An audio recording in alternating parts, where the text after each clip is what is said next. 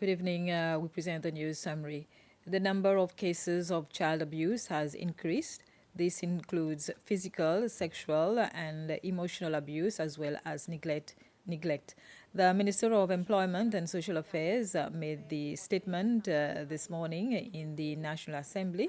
According to Minister Patricia Awaro, the introduction of a hotline by the Department of Social Affairs in 2024 is part of the reason, according to the Minister Patricia Fonko, part of the reason why there has been an increase in the number of cases is the introduction of the hotline in 2024. She said the hotline has played a crucial role in raising awareness about the importance of child protection.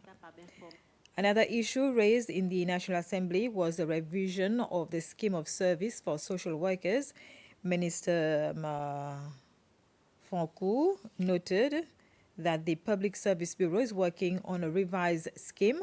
Once the exercise is completed, the document will be handed over to the Ministry of Employment and Social Affairs. In response to a question about whether the government is supporting social workers through incentive, the minister said that social workers receive a 10% incentive in 2023 and an additional 7% this year. Vice President Ahmed Afif, in his capacity as Minister of Finance, revealed to the National Assembly that a potential case of fraud has been detected regarding the acquisition of a Nyala armored vehicle purchased by the former government in 2019. Questioned by the leader of the opposition, Sébastien Pillet, during a PNQ, Mr. Afif clarified that the Nyala is 32 years old. He called for an investigation to be conducted to determine the facts surrounding the purchase of this vehicle. Mr. Pillet wanted to know if the government had returned this vehicle to South Africa, given its poor condition, or if it had agreed to replace it or reimburse the funds committed. As a responsible government, in 2023, we sent a team to inspect the vehicle in question. We were able to confirm that the vehicle was in good condition and could be exported to Mali, said the Vice President Ahmed Afif. However, upon arriving in Seychelles, a more thorough inspection revealed that the vehicle did not match the one initially presented. Consequently, the government decided to send it to its country of origin. Options are now on the table: either take legal action against the company or get rid of the vehicle, which in its current condition is no longer worth anything, according to Mr. Afif. The Vice President expressed the hope that the National Assembly's Defense Committee and the Office of the Auditor General could conduct a detailed investigation into what happened. 3 minors are to spend 7 days in remand for several offenses, including theft and breaking into vehicles. In a separate case, a mother and her 2 sons are in detention for 10 days following their arrest on suspicion of drug possession and trafficking. All these arrests were made yesterday during different police operations. A mother and her 2 sons, of whom one is a 16-year-old, have been remanded for 10 days as police continue their investigation into a drug possession and trafficking case. According to the police, a search conducted at the family's residence at Beaubel-Belombre resulted in the seizure of approximately 890 grams of suspected heroin, 460 grams of suspected cannabis, and around 80 grams of what is believed to be cannabis resin or hashish.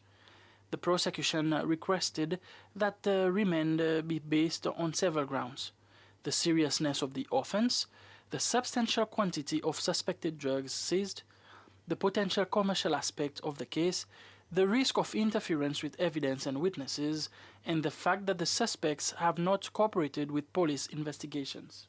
Defense counsel Basil Wawo, representing the mother and her minor son, argued that the prosecution had not provided any credible or concrete basis for their detention. He stated that the drugs were found in a room identified by the mother as belonging to her sons and not in her possession. The younger accused also reportedly confirmed ownership of the room in question. Tony Gilliette, representing the third suspect, supported the arguments made by Wawo, stating that the prosecution's submissions lacked substance. Despite these arguments, Judge Mohan Buran ordered all 3 suspects to be remanded for 10 days, citing sufficient grounds based on the location and quantity of drugs found. In a separate case, 3 16-year-olds were remanded for 7 days in connection with a series of break-ins involving at least 5 vehicles. Fingerprints were reportedly retrieved from the scenes and items including sound systems were allegedly stolen. The Landscape and Waste Management Agency, LWMA, has issued an update for bidders who were shortlisted under the recent cleaning and landscaping tender. The agency has confirmed that tender documents can be collected as of Wednesday, the 21st of May, through to Monday, the 26th. Bidders are reminded to bring with them their official documents confirming their shortlisted status. The agency acknowledges that there's been a delay, an interruption in the service, but this was due to some technical issues beyond our control. We've rectified the problem and we sought additional help on the matter, and we are back on track, and it's for that reason that we have extended the collection period. At this point, we strongly recommend for the bidders to come back to us, those who didn't understand, those who haven't collected the documents to come and collect the documents, because there'll be new information given to them. Bidders who's already collected their bidding documents will receive a call individually to tell them on the times, the new times for the pre-bid meeting. It's important that they, at this point in time, that they stay tuned to the different information outlets that we have. To mark International Human Resource Day, the Seychelles Business Studies Academy, SBSA, hosted an HR forum today for all secondary school students and first-year learners of the Diploma in Human Resource Management program at the Academy.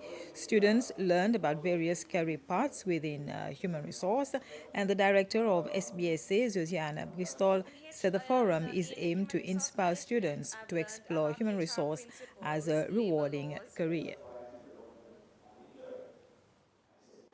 This forum actually is more than just an event. It is a celebration of the people who make organizations work. Human resource is not just a department in an organization. It is the heartbeat of every institution. It guides the way we attract, the way we support, the way we develop, and the way we empower talent, be it new ones, budding ones, or professional talent. Today, all these groups come together to recognize the critical role that HR plays in shaping the ethical, inclusive, and forward-thinking workplaces of Seychelles. Dumb cane and devil's ivy are 2 low maintenance plants that can be found in many households, yet they are a great threat when found in nature, especially for the UNESCO protected garden, Vallée de Mai.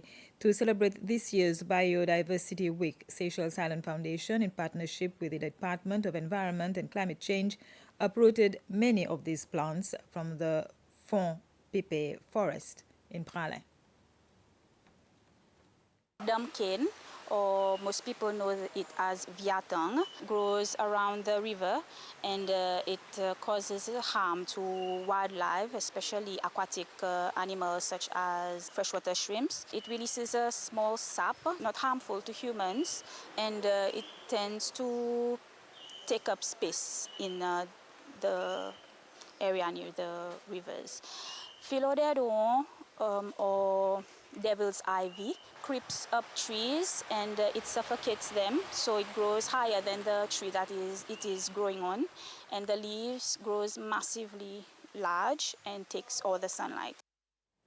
And this was the news summary. Thank you for your attention.